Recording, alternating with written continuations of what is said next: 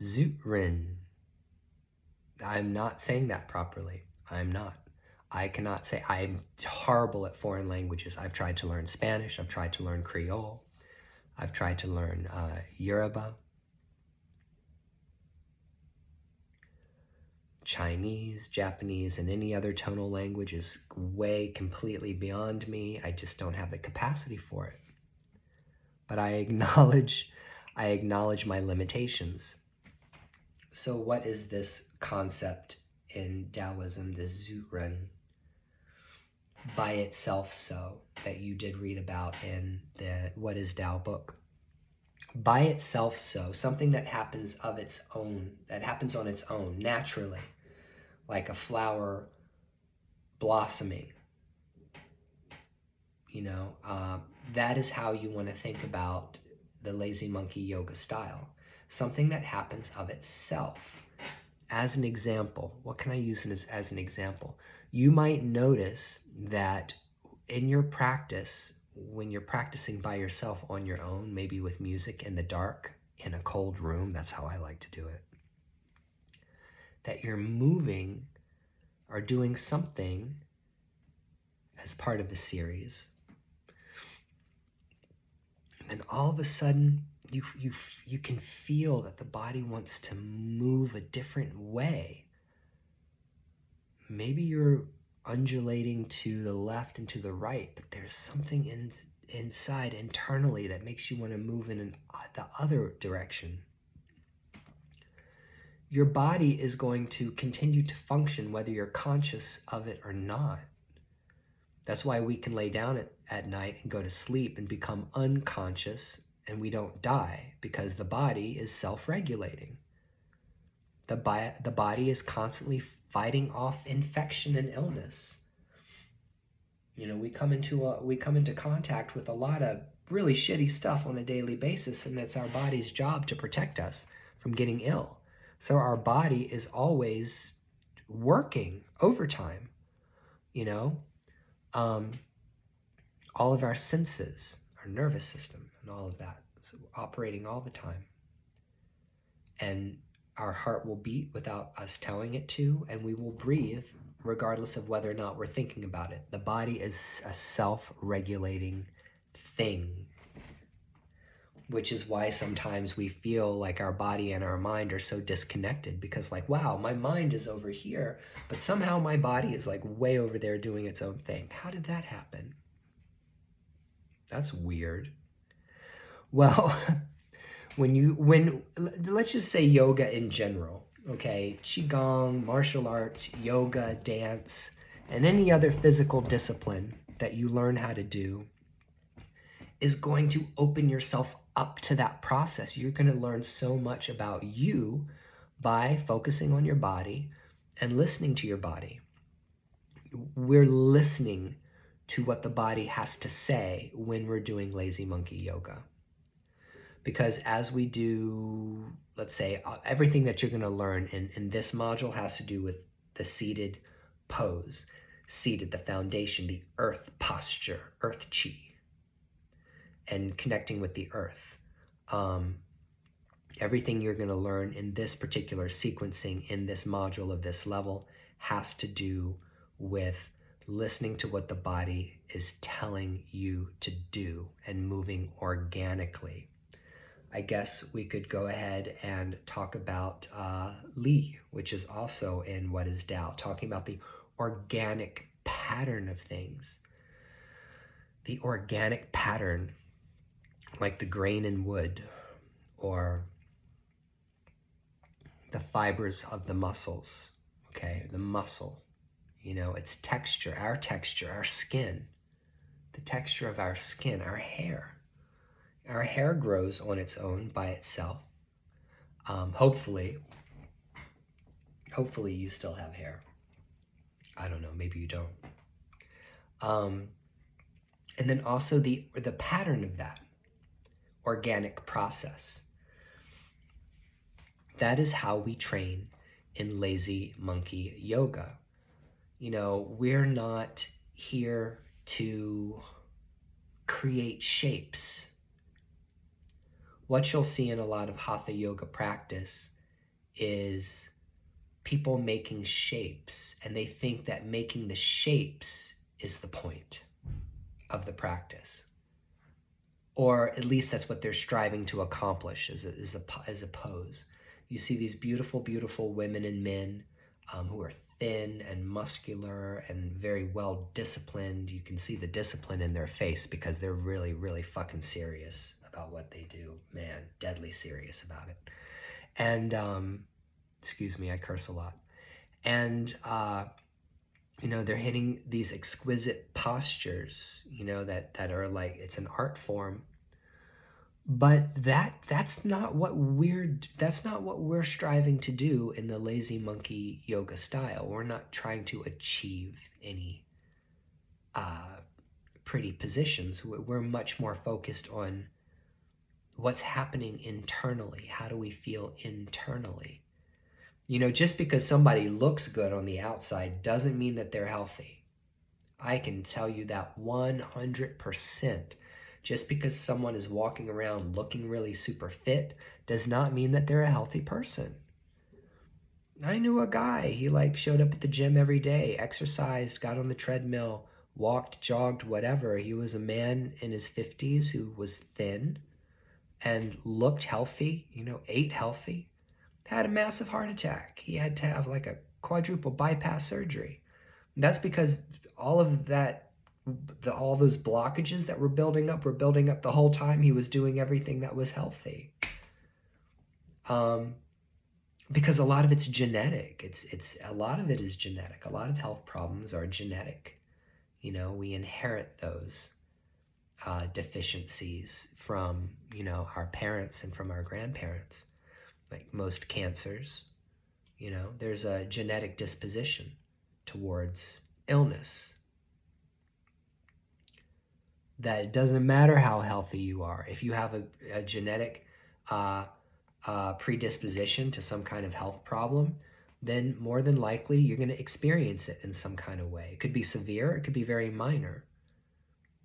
High blood pressure, cholesterol, being pre-diabetic at an older age.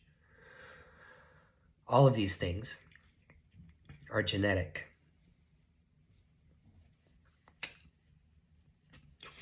Excuse me. And so in the lazy monkey yoga style, we are concerned with the way we feel. Feeling is the most important part. Just being present in the moment and allowing our body to, as we're moving the body in any kind of way, being aware of any tightness, any restrictions, any yummy feelings, any good feelings that we get that spring forward, bubble up from the practice, that it's almost like an effervescent feeling of joy that comes. Puts a little smile on your face. It's like, it's like a release. Like when you're getting a massage and then the massage therapist massages you in such a way that you didn't realize that you were in pain, you didn't realize that you were holding on to tension or you were sore. Has that ever happened to you? You ever get a massage and all of a sudden the massage therapist starts working on something like your calves and you're like, why are my calves so sore? I don't feel pain in my calves on a daily basis when I'm walking around all the time. I'm not having pain in my calves, but man, they're pretty damn sore when the massage therapist, takes their knuckles and gets in there, or their elbow or their forearm and gets in there. It's the same thing with lazy monkey yoga. You will be doing a posture and suddenly you'll have an aha moment and you'll be like, damn, that's really, really tight and I don't know why. Why is that so tight? It must have got tight for a reason. So now you have something to work with. You have something to work through. You have a place to focus your attention, okay, to heal and rejuvenate. That's the first thing. You will find sore places in your body as you go through the practice, just as if a massage therapist was working on your body and finds little sore spots that you didn't know were there. You will find those in lazy monkey yoga practice because you are tuned into your body, what you're feeling, what your body is feeling. And then you're able to work with that. You know, that is how we heal in the lazy monkey yoga practice. You will find emotional patches. There will be emotional patches that will break forth. Trauma that's happened to you mentally and emotionally that you might store in your body. I'll tell you this quick story because this is a good story. I had a massage therapist one time who was working on me, and he was huge. He was this big guy. He was tall and wide, and literally he picked me up and just flipped me over. Like just, it was like Andre the Giant. He had big hands, really, really, really big hands. And he was a very sweet guy, very tender guy, and he massaged me, and we did massage exchange on each other. And man, he was huge. It took a long time to massage his body, a long time. But he was massaging my hands. He was working on my forearms and my wrist and my hands, and he was kneading out my hands, doing acupressure on my hands and pressure points. And I felt, as he was working on my hands, I felt this like sadness. I felt sad. I felt really, really, really sad, like I needed to grieve, like I needed to cry. And I said, for some reason, I feel like I want to cry right now. I feel like pain. I have my pain. There was so much pain in my hands. And he said, if you have to cry, cry. So at first, I started crying because the pain I was feeling in my hand was triggering some kind of emotion. And then when it finally came to it, it came to the fact that I was mourning over the loss of a very important relationship that I was in and my divorce. I went immediately back to the day that I got my divorce from my first partner. That was where I was holding on to that. Maybe I was clenching my fist that day when I had to go into court. Maybe my fists were clenched the whole time that I was going through that traumatic situation. And that trauma got trapped, locked right in my hands. And it wasn't until this kind, loving gentleman massaged my hands and my wrist and my fingers and really worked it out that I was able to let go of like grief that I was holding on to in my body. And if you hold on to that grief and you hold on to that anger and you hold on to all that stuff in your body, eventually it makes you sick. Eventually it will make you sick. That's why we have to tend to these things. That's why we have to care about these things. You know, and that's what you'll find when you practice lazy monkey yoga. You'll find you might be doing a spinal twist and then all of a sudden you're like, dang, I'm feeling traumatized. I'm feeling stressed. I'm feeling anxiety, or I'm feeling panicked even. You might even feel panic and you don't know why. And when you experience that, those emotional outbursts, those breakthrough moments emotionally and mentally, when you're practicing lazy monkey yoga, then you can say, aha, all right, that's where the trauma has been sitting. That's where it's been resting. You know, most people say they carry their tension in their shoulders.